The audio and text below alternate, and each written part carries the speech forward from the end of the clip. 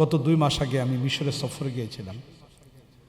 মিশরে যখন সফরে যাই, মিশরের সফরের ভিতরে আমরা কায়রো থেকে প্রায় 450 কিলোমিটার দূরে ইস্কান্দারিয়া একটা শহরে যাই। যে শহরটা হলো ইস্কান্দারিয়া, শহরটা ভূমধ্যসাগরের পাশেই অবস্থিত।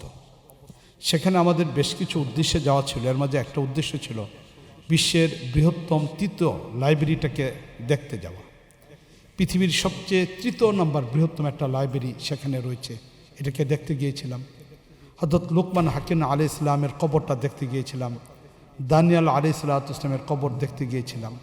এরকম বেশ কিছু বিষয়গুলিকে দেখার জন্য গিয়েছিলাম।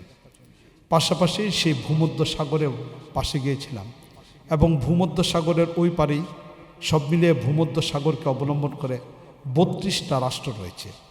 এবং যে অঞ্চলটাতে আমরা গিয়েছিলাম সেটা থেকে গাজা অঞ্চলটা খুব কাছাকাছি। বেশ কিছুদিন আগে যখন ফিলিস্তিনের গাজা নির্মমভাবে শাহাদত বরণ করছিল মানুষগুলো, তাদের খাদ্য পানীয় সব বন্ধ করে দেওয়া হয়েছিল, তখন মিশরের মানুষগুলো এই জায়গাতে দাঁড়িয়ে তখন পলিথিনের ভিতরে খাবার, প্রয়োজনীয় সামগ্রী দিয়ে সমুদ্রের মধ্যে তারা ভাসিয়ে দিয়েছিল যেন গাজাবাসী সেগুলোকে সংগ্রহ করতে পারে।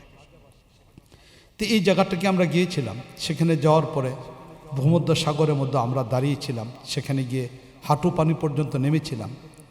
তো তখন নিজেদের মধ্যে আফসোস এটা হচ্ছিল যে আমি একজন স্বাভাবিক অবস্থায় ভূমধ্যসাগরে সে পাড়ে গিয়ে দাঁড়িয়েছি, অথচ ইসলামের দাওয়াত দিতে গিয়ে হযরত উকবা ইবনে নাফে রাদিয়াল্লাহু তাআলা আনহু তিনি এই ভূমধ্যসাগরে তার ঘোড়াকে ভাসিয়ে দিয়ে বলেছেন এই কথা যে মালিক, জানি না সেই সার্বিয়ার অঞ্চলের ভিতরে কারা বসবাস করে।